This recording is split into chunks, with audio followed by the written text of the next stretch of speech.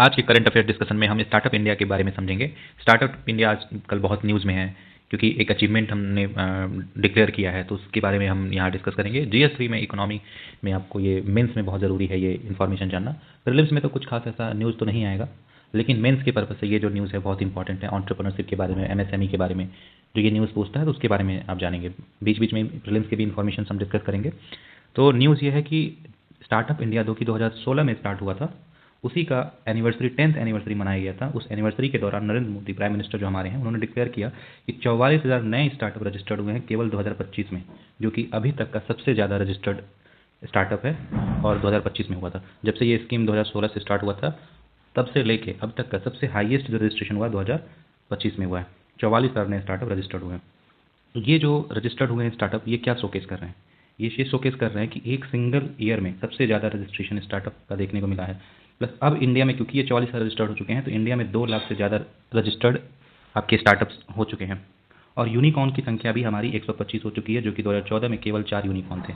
Unicorn क्या होते हैं? वो स्टार्टअप जिनकी वैल्यू $1 बिलियन से ज़्यादा होती है, वो स्टार्टअप्स जो होते हैं वो यूनिकॉर्न कहलाते हैं। और इंडिया में 125 यूनिकॉर्न हो चुके हैं, 2025 तक का ये डेटा है। पहले 2014 तक ये 4 थे। फिर हम बात करते हैं कि इससे ये दिख रहा है कि इंडिया में स्ट्रॉन्ग कल्चर दिख रहा है एंटरप्रेन्योरशिप को लेके। यूथ जो है वो जॉब सीकर नहीं बन रहा है। जॉब सीकर मतलब कि वो जॉब की तलाश नहीं कर रहे हैं, जबकि वो जॉब प्रोवाइडर बन रहे हैं, जॉब क्रिएट कर रहे हैं वो लोग। एंटरप्रेन्योरशिप से क्या होता है, लोग खुद की कंपनी, स्टार्टअप मतलब कि क्या होता है कि अपनी कंपनी खुद की खोलना। तो जब ये अपनी कंपनी खुद की खोलेंगे तो लोगों को ये एम्प्लॉयमेंट दे रहे हैं। पहले लोग ये खुद एम्प्लॉयमेंट ढूंढते थे, लेकिन अब ये एम्प्लॉयमेंट जनरेट कर रहे हैं। ये इंक्लूसिव स्टार्टअप इकोसिस्टम जो है इसमें वुमेन का भी पार्टिसिपेशन हो रहा है। स्पेशली टायर 2 और टायर 3 जो सिटीज़ हैं उनमें वुमेन का पार्टिसिपेशन ज़्यादा देखने को मिला है। टायर 2 और टायर 3 सिटीज़ होती हैं, देखिए टायर 1 सिटीज़ वो होती हैं जहाँ पे पॉपुलेशन 1 लाख से ज़्यादा हो। इसमें मेजर अर्बन सेंटर्स आते हैं जैसे कि दिल्ली, मुंबई, ये सब टायर 1 में आते हैं।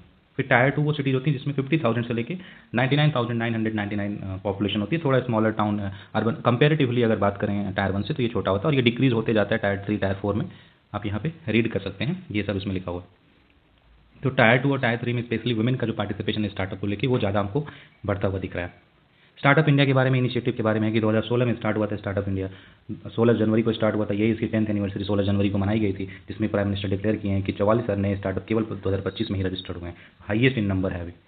उसके बाद से ये कंड्यूसिव इन्वायरमेंट स्टार्टअप के लिए खोला जाए, इसके लिए बनाया गया था। रेगुलेटरी कंप्लायंस को ईज़ किया गया था, मतलब जो भी हर्डल्स आते हैं उनको, जब वो डॉक्यूमेंटेशन करने में या कोई नया स्टार्टअप खोलने में जो भी हर्डल्स आते हैं उनको दूर किया गया था। उनको फाइनेंस प्रोवाइड किया गया था, पैसे, ताकि वो नए एंटरप्रेन्योर्स जो हैं वो बिजनेस स्टार्ट कर सकें। उनको फंडिंग दिया गया था, उनको इंटरेस्ट सबवेंशन किया गया था, उनको लोन प्रोवाइड किया गया था।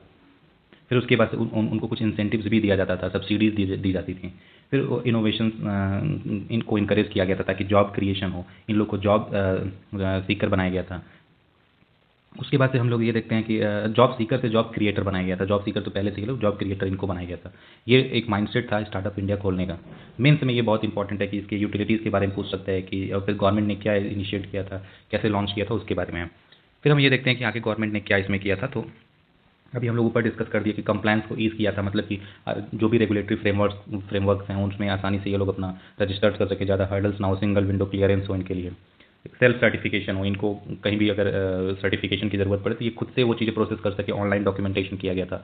जो भी पोर्टल्स खोले गए थे उसमें क्या होता है कि जो भी कॉम्प्लेक्सिटीज़ थी वो दूर हो गई थी, क्योंकि घर बैठे भी आप मतलब किसी भी चीज़ को एक्सेस करना है तो आप कर सकते हैं। कई सारे ऐसे लॉज थे जो ईज़ किए गए थे, जिससे कि छोटे छोटे पनिशमेंट, छोटे छोटे ऑफेंसेस के लिए पनिशमेंट हटा दिया गया था।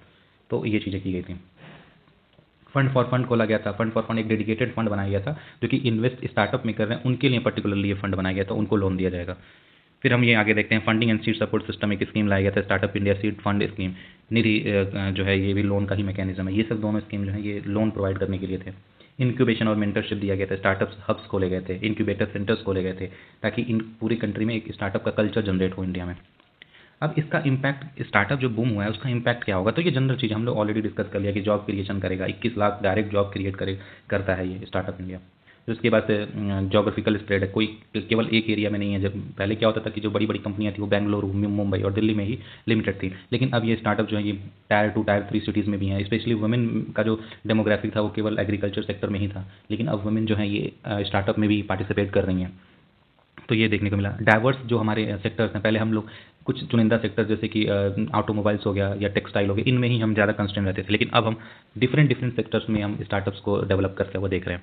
जैसे यहाँ पे अभी बात किया गया है कि फिनटेक फाइनेंशियल टेक्नोलॉजी सेक्टर, जैसे कि यूपीआई पेमेंट में हम लोग बहुत सारी कंपनियों के बारे में देखते हैं कि जैसे भीम हो गया और फ़ोनपे हो गया, गूगल पे, जितनी भी ये कंपनियाँ हैं ये सब में स्टार्टअप्स आ रहे हैं। Health care technology sector, e commerce sector भी आप बात कर सकते हैं। बहुत सारी ई कॉमर्स साइट्स हो गया, जो डिलीवरी जो साइट्स ये होते हैं, ब्लिंकिट हो गया, स्विगी हो गया, ये सब भी स्टार्टअप्स के ही पार्ट हैं। तो ये डाइवर्स सेक्टर है। पहले कुछ सेक्टर्स में ही इन्वेस्टमेंट होता था, जैसे ऑटोमोबाइल्स को ले लिया जाए, टेक्सटाइल को ले लिया जाए, यही कुछ लिमिटेड सेक्टर्स थे। लेकिन अब ये डाइवर्स सेक्टर्स में आ रहे हैं, financial technology sector, health care technology, health care में एआई का यूज़ करके जो डायग्नोसिस होती है उसमें भी इन्वेस्टमेंट आ रहा है। एग्रीकल्चर में टेक्नोलॉजी का बहुत सारा यूज़ हो रहा है, फूड प्रोसेसिंग में अगर बात करें तो। और उसके बाद अगर हम हार्वेस्टिंग, रोटावेटर, ये जितनी भी हैप्पी सीड मशीन जो आया था, ये सब चीज़ें हैं, इस डबल बर्निंग को लेके आया था, तो वो चीज़ें भी हैं। एआई का यूज़ करना, डीप टेक्नोलॉजी से कि machine learning, AI, quantum computing, इन सब चीज़ों में भी इन्वेस्टमेंट आ रहे हैं। स्पेस और डिफेंस में इन्वेस्टमेंट आ रहे हैं। तो सेक्टर्स का डाइवर्सिफिकेशन हो रहा है हमारे यहाँ पे। जैसे हमारे यहाँ पे service sector more than 60% contribute करता है जीडीपी में। लेकिन ये सब स्टार्टअप्स आने की वजह से हमारा मैन्युफैक्चरिंग जो सेक्टर है वो स्ट्रांग होगा, क्योंकि हम लोग डायरेक्टली मूव किए थे एग्रीकल्चर से सर्विस सेक्टर। हमारे यहाँ मैन्युफैक्चरिंग सेक्टर बहुत लैक करता है, लेकिन स्टार्टअप्स आने की वजह से क्या हुआ कि हमारा ये मैन्युफैक्चरिंग सेक्टर वापस से ग्रोथ देखने को मिल रहा है। और एग्रीकल्चर में भी हम इनोवेशंस ला रहे हैं, ताकि एग्रीकल्चर को भी हम एक ग्रोथ के पर्सपेक्टिव से देखें, ना कि उसको हम एक बर्डन की तरह देखें। तो ये चीज़ें हैं। फिर उसके बाद से हम बात करते हैं कि इंडिया का क्या स्टैंडिंग है। तो अभी ये 44,000 अपना न्यू रजिस्टर्ड हुआ, ये तो हम बात कर लिया। 2 लाख टोटल रजिस्टर्ड स्टार्टअप्स हो गए, 2 लाख से ज़्यादा ही हैं। India third largest startup ecosystem बन गया after China, USA and China. USA पहले नंबर पे आता है, फिर चाइना आता है, फिर इंडिया आता है। इंडिया तीसरे नंबर पर स्टार्टअप इकोसिस्टम है। फिर यहाँ बात हो रही है कि नियरली हाफ जो स्टार्टअप्स हैं, एटलीस्ट उसमें वुमेन फाउंडर हैं या उसमें पार्टनर है, या तो वुमेन फाउंडर है उसमें या तो पार्टनर है। नियरली हाफ जो स्टार्टअप है, तो ये वुमेन एम्पावरमेंट में भी आप इसका जिक्र कर सकते हैं जब भी क्वेश्चन बनेगा वुमेन एम्पावरमेंट को लेकर। फिर उसके बाद से इस साल बहुत ज़्यादा हिस्टोरिकल ग्रोथ देखने को मिला है, वो बात हो रही है। तो ये सब चीज़ें हैं जो आप एक बार रीड कर लेंगे। बेसिक इन्फॉर्मेशन हमने बात कर ही लिया। उसके बाद हम ये देखते हैं कि इंडिया का यहाँ पे ग्रोथ के बारे में ही प्रेडिक्शन किया जा रहा है कि 2025 में ये 120 से 125 हो चुका है। ये आपका यूनिकॉर्न के बारे में बता रहा है, यूनिकॉर्न का ग्रोथ हुआ है। फिर उसके बाद से यहाँ पे आपको फंडिंग के बारे में बता रहा है कि 10.5 बिलियन रेज हुआ है 2025 में केवल। फिर इंक्लूसिव ग्रोथ में बता रहा है कि टायर वुमेन का पार्टिसिपेशन टायर 2 और टायर 3 में हुआ है। नियरली 45 से 48% रिकॉग्नाइज स्टार्टअप जो हैं वो वुमेन डायरेक्टर हैं या उसमें पार्टनर हैं। स्टार्टअप इमर्ज हो रहा है 770 डिस्ट्रिक्ट्स में, कोई एक बड़े सिटीज़ में नहीं। पहले क्या होता था कि एक ही सिटीज़ में, मुंबई, बैंगलोर, ऐसे दिल्ली वाले शहर में, लेकिन अब ये स्टार्टअप जो है ये छोटे छोटे डिस्ट्रिक्ट्स में भी डेवलप हो रहे हैं। तो 770 प्लस डिस्ट्रिक्ट्स में स्टार्टअप डेवलप हुए हैं। टायर 2, टायर 3 सिटीज़ जो बहुत छोटे माने जाते थे, उन सिटीज़ में भी ये डेवलप हो रहे हैं। उसके बाद से हम बात करें कि this is not just metro boom, grass root entrepreneurship grow हो रहा है हमारे यहाँ पे, कि मेट्रो सिटीज़ में ही केवल ग्रोथ नहीं देखने को मिल रहा है, बड़े बड़े सिटीज़ में भी देखने को मिल रहा है। फिर जॉब और इकोनॉमिक इम्पैक्ट हमने बात कर ही लिया कि 21 लाख जॉब डायरेक्टली क्रिएट कर रहा है, और direct job can produce 3 to 5 direct gig workers और का भी जॉब क्रिएट कर रहा है, जिससे कि 60 लाख टोटल एम्प्लॉयमेंट इम्पैक्ट हुआ है। उसके बाद सेक्टर डाइवर्सिटी के बारे में हमने बात कर ही लिया है, आप एक बार इसको रीड कर लीजिएगा। बाकी तो हमने यहाँ पे डिस्कस मोस्टली सारा ही चीज़ कर लिया हम। तो ये था इन्फॉर्मेशन, ये आप एक बार खुद से भी रीड कर लीजिएगा, पीडीएफ में अपलोड कर दूंगा। और ये न्यूज़ आपके लिए बहुत इंपॉर्टेंट है मेंस पर्सपेक्टिव से। GS3 में आपको इकोनॉमिक्स में ये न्यूज़ पूछेगा, स्टार्टअप्स के बारे में, वैसे भी एमएसएमई, स्टार्टअप्स, मैन्युफैक्चरिंग, ये सब के बारे में हमेशा न्यूज़ में रहता है, और हमेशा क्वेश्चन पूछा भी है। यूपीएससी PYQs पे भी उठा के देखेंगे तो आपका स्टार्टअप्स पे 2-3 क्वेश्चन पूछा ही है। तो आप इस क्वेश्चन को खुद प्रैक्टिस भी करिएगा। आप बोलेंगे तो मेंस का मैं क्वेश्चन फ्रेम कर दूंगा इसमें। खुद से भी आप इस टॉपिक को रैंडमली एक स्टार्टअप टॉपिक उठाइएगा, उसमें ये देखिएगा कि इसके हमारे यहाँ पे ग्रोथ कैसे हो रहा है, उसका बेनिफिट क्या है, इम्पैक्ट क्या है, चैलेंजेस क्या हैं, इन सब चीज़ों के बारे में आप बात करिएगा। कोई क्वेरीज हो तो आप कमेंट में लिख दीजिएगा। Thank you.